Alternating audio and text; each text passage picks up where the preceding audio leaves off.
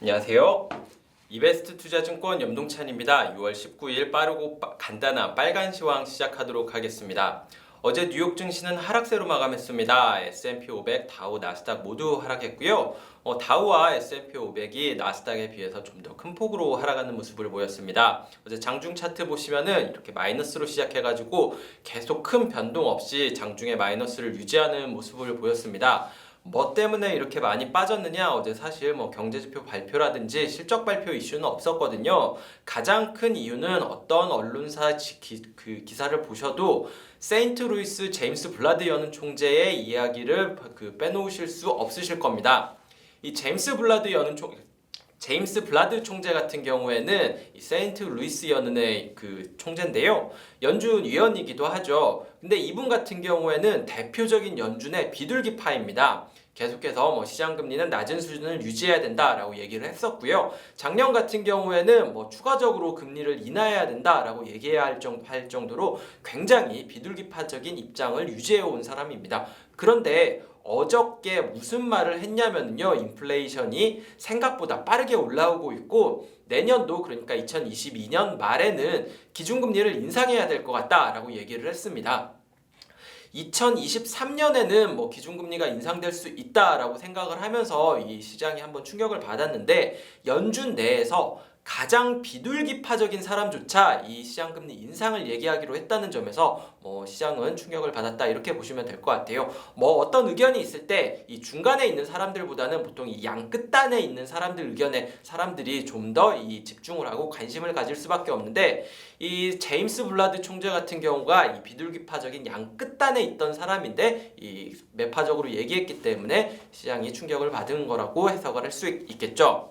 거기다가 이분 같은 경우에는 올해는 투표권이 없습니다. 그런데 내년에 투표권이 생기거든요. 시장금리 인상을 얘기하는 것도 내년이고요.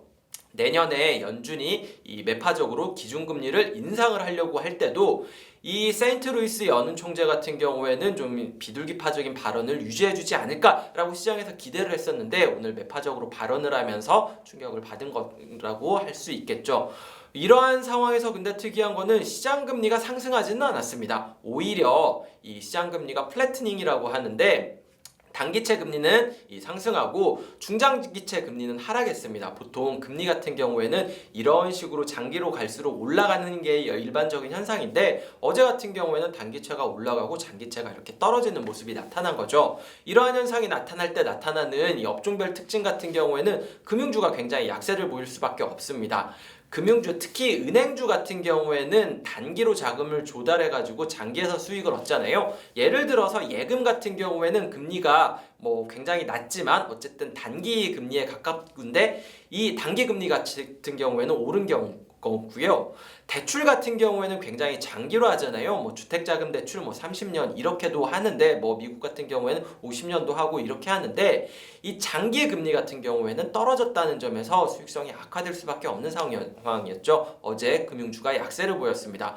다른 업종별 특징 같은 경우에는 에너지 업종이 약세를 보였는데요. 유가 같은 경우에는 조금 올라가는 모습을 보였는데 여전히 달러화는 강세 분위기고 원자재 같은 경우에는 약세 분위기 때문에 에너지 기업 주가는 전반적으로 하락하는 모습을 보였습니다. 반면에 어제 S&P 500에 포함되는 모든 업종별로는 수익률이 하락했는데 그나마 수익률이 양호했었던 거는 경기소비재였습니다. 경기소비재 같은 경우에는 의류도 있고 자동차도 있고 여러 가지가 있는데 어제 같은 경우에는 이제 금리가 하락하다 보니까 주택 건설업체들 주가가 조금 반등하면서 이 경기 소비재 상황은 조금 나은 상황이었고요. 금리가 하락하다 보니까 테슬라 같은 자동차 업종도 조금 반등하면서 상황이 조금 나았다 이렇게 보시면 될 것 같습니다. 어제 전반적으로 분위기는 안 좋았지만 그나마 이렇게 몇몇 업종에서 조금 반등하는 업종도 있기는 있었다. 이 정도로 요약을 하시면 될 것 같습니다.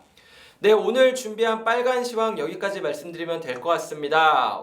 주말 앞두고 주말인데 이 시장 분위기가 그렇게까지 좋지는 않아가지고 유쾌하지 못한 소식을 전해드리는 것 같아서 약간 죄송스러운데요. 여기다가 지금 밖에 보니까 공기도 그렇게까지 좋지는 않은 것 같네요. 여러 가지 상황은 좋지는 않지만 그래도 주말이니까 시청자 여러분들께서는 시간 앞두시고 좀 편안한 하루 보내셨으면 좋겠습니다.